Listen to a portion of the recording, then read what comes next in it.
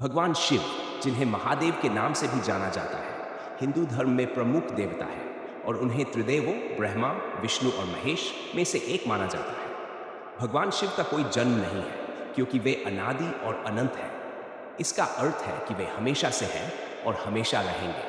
शिव को महाकाल कहा जाता है, जो समय से परे है और स्वयं काल के भी स्वामी है।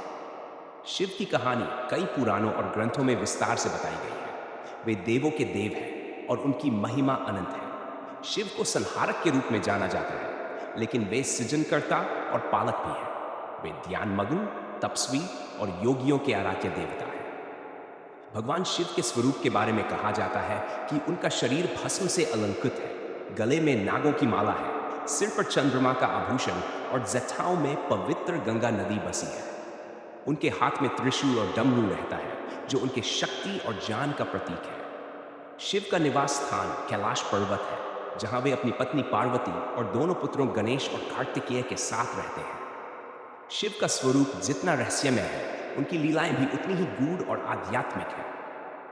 वे हर युग में भक्तों के लिए कल्याणकारी हैं और सदा ही अपने भक्तों की मनोकामना पूरी करते हैं। भगवान शिव की पूजा विभिन्न रूपों में की जाती है, जिसमें उनका शिवलिंग स्वरूप प्रमुख है।